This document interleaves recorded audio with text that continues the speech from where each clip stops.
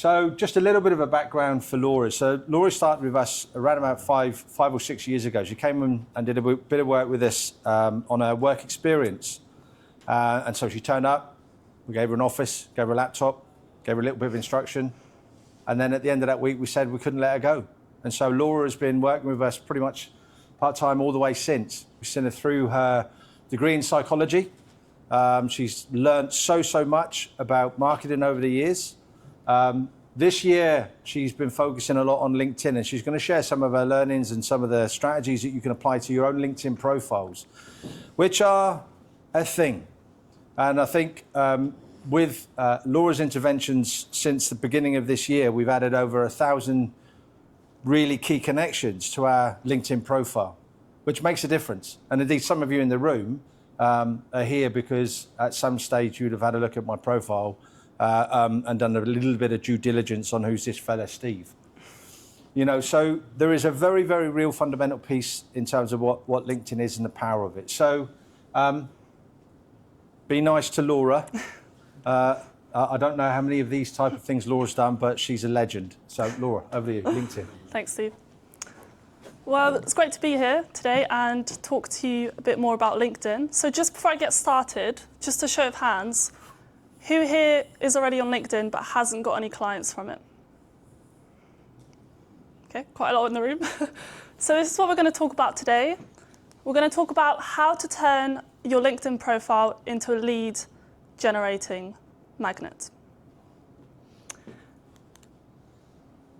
So I'm just going to get started by telling you a bit more about me and also telling you why should you even care about LinkedIn. So I'm Laura, and I help coaches and service-based businesses get clients on LinkedIn. And the way I do that is in a few ways. So for example, we first look at optimizing the client's profile. So, you know, we go through each of their sections, we look at their headline, we look at their about section, we look at their skills as well, just so it's all optimized and speaks to their ideal target audience. So why should you take the time out of your diary to, you know, create LinkedIn posts, to comment on people's posts? And as we know here, Steve is a very busy man. So why does Steve post every day on LinkedIn? Well, there's three main reasons. So the reach is huge. So there's currently, according to a 2026 survey, there's currently 1.2 billion users on LinkedIn. And out of those, 65 million are key decision makers. So this is a really huge opportunity for you to, you know, target the people who are actually making the sales decisions. And then as well, according to a Hootsuite report, LinkedIn is seen as 277% more effective at lead generation than Facebook and X combined. So it's also a great opportunity for you to, you know, just have conversations on LinkedIn and build those relationships. And then lastly, it has been designed to be a trust platform. So it has been designed for you to, you know, build relationships on there and just align your business on there. So, you know, show your case studies, just build credibility on LinkedIn. That is what the platform has been designed for, unlike platforms such as, you know, Facebook and X. Getting on to the tips. So tip number one is to write an engage in LinkedIn section. So what do I mean by engaging? Well, it all comes down to the first 2 or 3 lines. So when you look at your own LinkedIn about section, so the section right at the bottom of your LinkedIn profile, does it make people want to work with you? So according to LinkedIn, approximately 79% of users only skim your profile in your about section. And this is why it's really crucial that you make your 2 to 3 lines count. So one example of what you can do is just be very clear very early on what you do and what services you provide, and also who your ideal clients are as well, just so you can attract the right people and also detract the wrong people who you don't target. So I'll give you an example with my profile. So as you can see, I'm clear early on who I work with, so coaches and service-based businesses. And then I also, kind of tell them a bit more about the services I provide. And then, as you can see at the bottom as well, I've added a bit of my brand personality on there, and that's also something that you can do, just as a way to distinguish yourself from your competitors. On to the second tip, meet Jim. So on Mondays, Jim is a builder. On Tuesdays, Jim is a lawyer. And for the rest of the week, Jim is a doctor. So Jim is a very busy man, okay? And what I'm trying to get to here is, are you trying to be Jim on LinkedIn? So this all comes down to having a primary identity on LinkedIn. So I've seen many, LinkedIn profiles over the years, and what I've noticed is that some people just try to be everything on there. So, for example, if you have a few businesses, you might try to include all of them in your LinkedIn headline. And then what happens with that is LinkedIn, tracks your kind of headline, tracks your behavioral signals, and it can become confused because it doesn't know what to rank you for and what content to show your audience to, because you have multiple audiences essentially. So what I'm trying to say here is just have one primary identity on LinkedIn. And if you do have, a few associated businesses, you can just include them. You can briefly mention them in your about section, but just be very clear in your headline. Just have that one primary audience. So I thought I'd give you an example of a profile that could be further optimized. So if we look on here, this profile supports homeowners and landlords in 2 different areas in England. And reading this headline, I would be asking a few questions. So first of all, how are they supporting them? Are they an estate agent? Are they a mortgage advisor? It's not very clear in this headline. And then also, a lot of the personal information here is actually taking the prime space. With such a limited word count in your headline, it's just really important to make every word count. So as you can see in here, for example, there's an avocado, or they say that they're an Arsenal fan and a terrible golfer. While these are some of their brand personality, and that's good, I would just say, just mention it in your about section. And then keyword optimization as well. It could be optimized depending on which service this profile provides. So I'll give you an example. If this person was an estate agent, this is just one example of what they could write. So we've still got an emoji here, if they like emojis.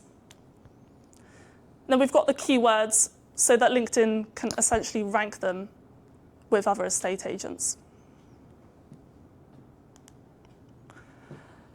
This tip all comes down to optimizing your LinkedIn profile. So according to LinkedIn, profiles that are fully optimized get 30% more views. That could be 30% more views from your ideal clients. So what are some of the most common things that people under-optimize or miss out?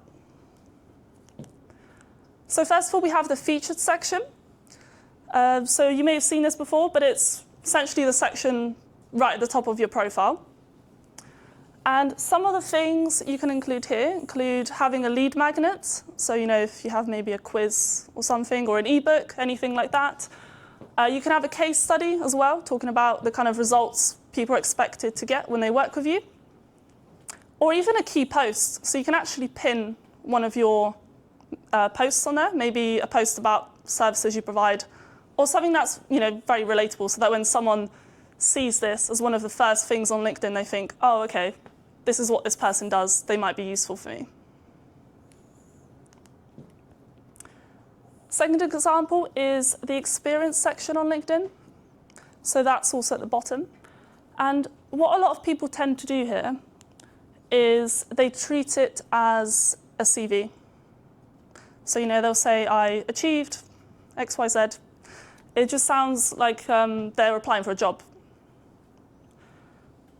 A way to optimize this would be to just being very clear in your experience section early on, who you work with, and also the kind of results that clients are expected to get with you. So I've just given you an example here from a career coach, and this is the experience section. So she says that she trains career professionals. So she's very clear early on, who she works with. And then also how she helps clients. So she's got 3 ways on there.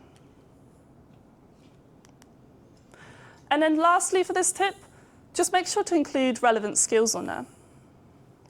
So you may be thinking, well, surely if I include 50 skills on LinkedIn, that will help me rank up higher, right? Because I'm good at many things, so I might as well just include all of them in there. However, from an SEO and a LinkedIn ranking perspective, it would be a much better idea to only include the keywords and the skills that are directly related to the services you provide and also the target audience that you work with.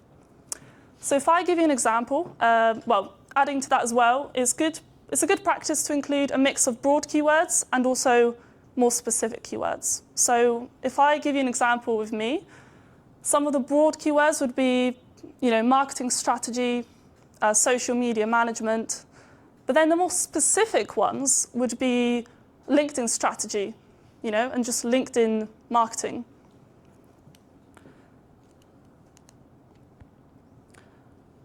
Now, with content,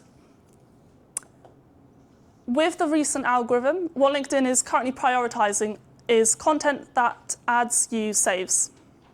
So is your content valuable enough so that when someone looks at it, they're going to press the save button? And I've given you a few examples here that would encourage someone to save content. So on the left-hand side, there's an infographic here, very detailed. And then we also have motivational quotes as well. They can work well for some businesses, depending on what you do, and as long as it's relevant with your services. So for example, they could work quite well for coaches.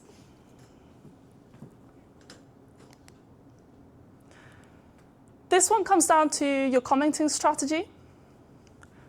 So, we've probably been all guilty of this in the past, but a comment such as, great post.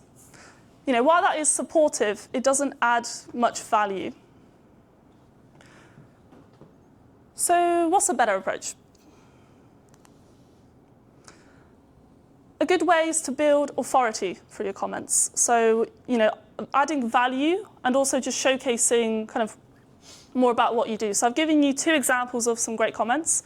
The reason why they're good is, first of all, just by reading them, you can tell that they've taken the time to actually read the post. And then also, they're just adding their own opinion on there as well, And it's not AI generated, or at least it doesn't look like it is. Now meet Joanne. Joanne is an interior designer, and she's been quite frustrated recently because whenever she goes on her LinkedIn, she goes on her feed, she scrolls on her phone, and none of the posts are related to who she's trying to target on LinkedIn. And she's very active on there. She regularly likes posts, she posts daily, she comments on people's posts. But what we didn't realize is Joanna's commenting strategy. So at the moment, Joanna's only commenting on posts for recruiters, mindset influencers, and accountants. And you might be wondering, well, why is she doing that? Well, she actually knows people from these industries. So, it can sometimes feel comfortable to only comment on posts from people right? But the question is, are they related to, your services, or would you ever work with them? Or are they your competitors? Or are they completely unrelated? So this is a better strategy. Just a show of hands, who comments on posts here, LinkedIn posts, even if it's every now and then? Okay, quite a few hands in the room. And out of the people who do comment on posts, how many of you comment up to 30 minutes of publishing a post on 5 posts related to your target audience? Okay, so this is where the opportunity lies, okay? So one thing that you can do that can help you rank up higher and help LinkedIn show your content to more people, to the right people, is by commenting on 5 posts directly related to your niche. So these can be a mix of, ideally competitors and also your ideal target audience. And then So the reason why this works is once you do that, LinkedIn tracks your behavioral signals, okay? And then it's thinking, oh, okay, this person has been interacting with this content before. And it prioritizes your latest behavior. And this is why a great strategy is to comment on posts related to what you're about to post.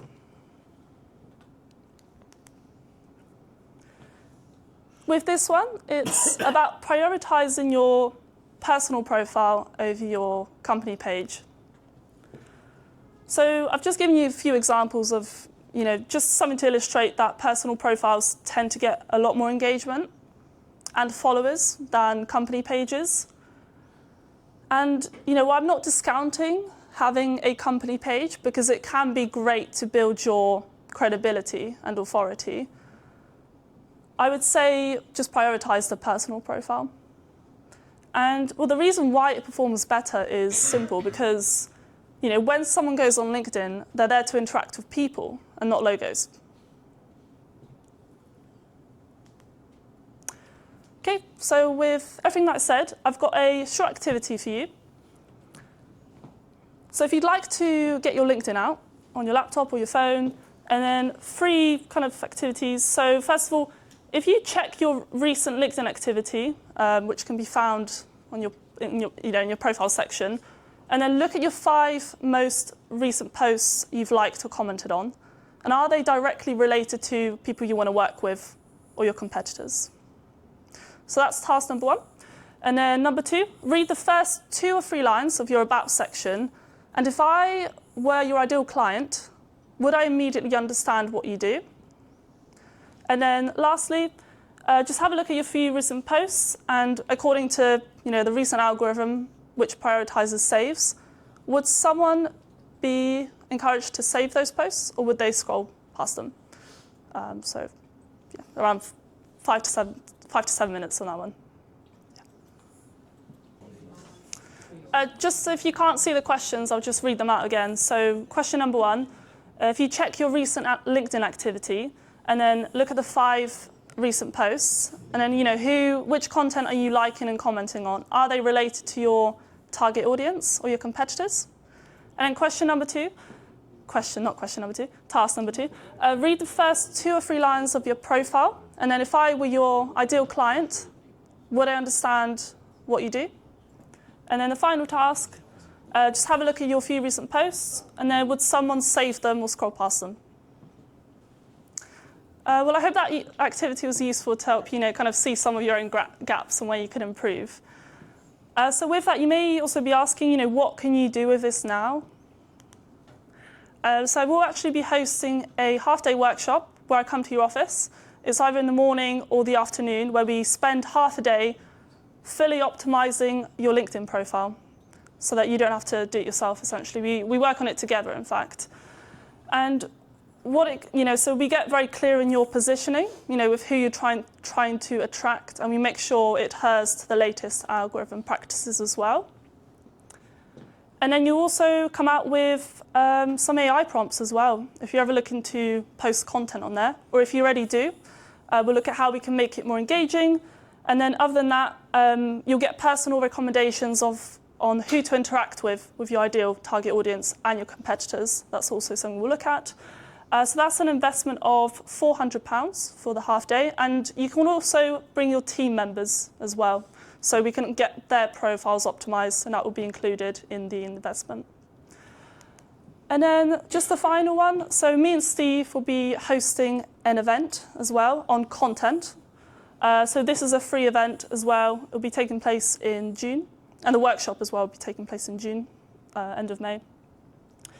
And that's just where you get more clear on, what kind of content to post, who to target, and what's performing well, and how you can look at your analytics and improve your content from there. Yeah, so you've got 2 options. So if you're interested in any of those, feel free to scan the QR code or come talk to me after. Yeah, thank you.